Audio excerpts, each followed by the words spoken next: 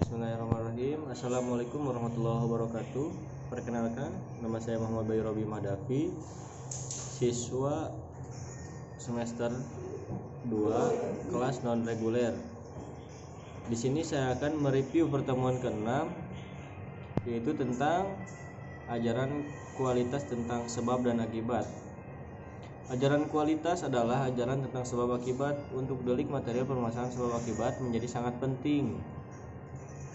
Kualitas berlaku ketika suatu peraturan pidana tidak berbicara tentang perbuatan atau tindakan pidananya yang dilakukan dengan sengaja, namun menekan pada hubungan antara kesalahan atau ketidaksengajaan dengan akibat.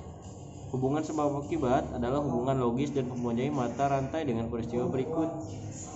Setiap peristiwa selalu memiliki penyebab, dan penyebab ini sekaligus menjadi sebab dari sejumlah peristiwa yang lain.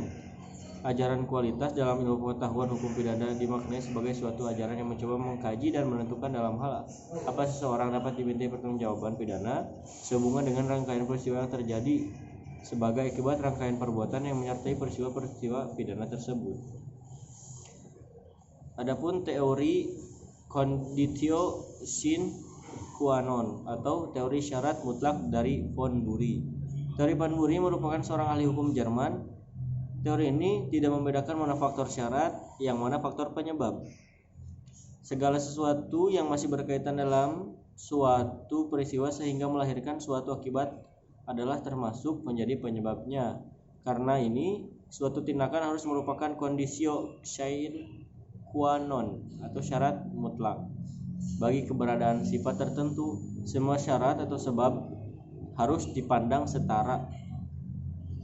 Konsekuensi teori ini kita dapat merunut tiada henti sebab suatu peristiwa hingga ke masa lalu. Tiap syarat itu sebab dan setiap syarat itu memiliki nilai yang sama. Apabila salah satu syarat tidak sama, maka akan berbeda nantinya. Karena semua syarat itu sama menurut von Bury.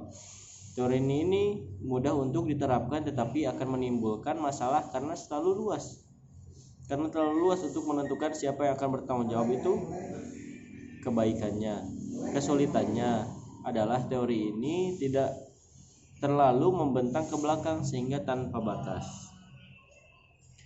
Menurut teori ini, dalam contoh kasus tidak ada yang merupakan menjadi syarat, semuanya menjadi penyebab karena semua faktor dinilai sama pengaruhnya. Tanpa salah satu faktor tersebut tidak akan terjadi akibat menurut waktu dan tempat keadaan senyatanya dalam peristiwa itu. Ajaran ini menjadi diperluasnya pertanggungjawab dalam hukum pidana. Hal ini karena orang yang perbuatannya dari sudut objektif hanya sekedar syarat saja dari timbulnya suatu akibat.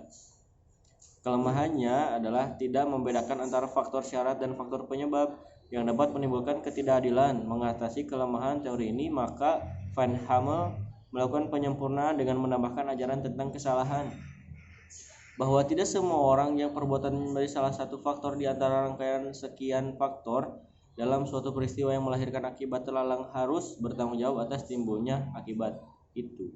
Contoh, suatu ketika ibu meminta kepada Pak Dadang minta untuk memfotokopikan bahan kuliah.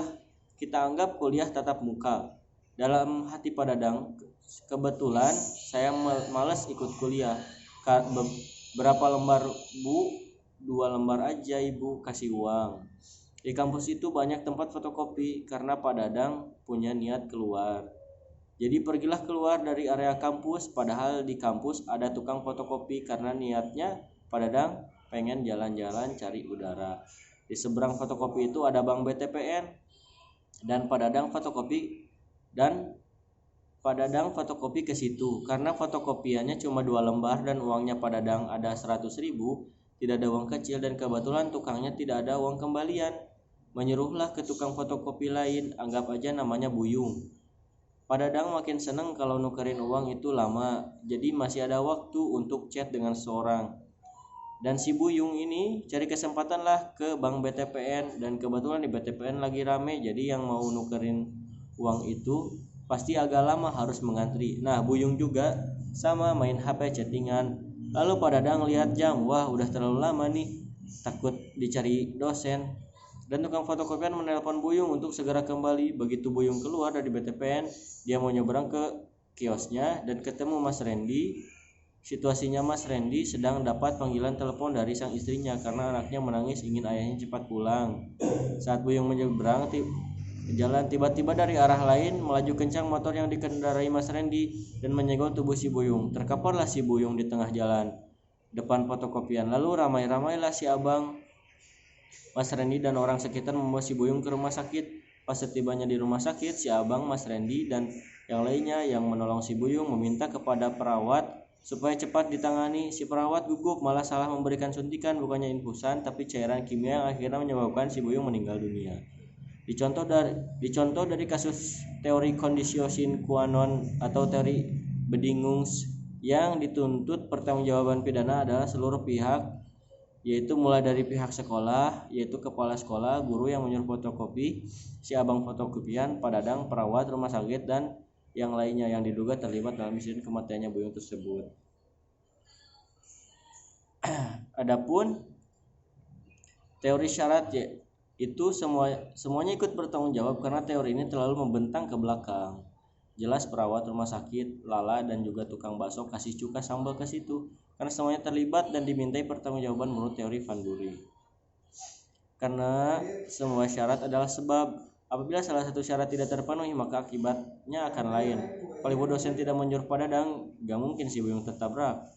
Kalau BTPN tidak ada di seberang fotokopi, maka Buyung tidak akan menyeberang ke dan tertabrak. Kalau anaknya Mas Randy tidak menangis, maka istrinya tidak akan menelpon. Kalau Mas Randy tidak menabrak Buyung, maka Buyung tidak akan ke rumah sakit. Kalau perawat tidak gugup, tidak mungkin si Buyung diberikan suntikan cairan kimia yang membuat si Buyung meninggal dunia. Mungkin itu saja yang dapat saya sampaikan. Wassalamualaikum warahmatullahi wabarakatuh.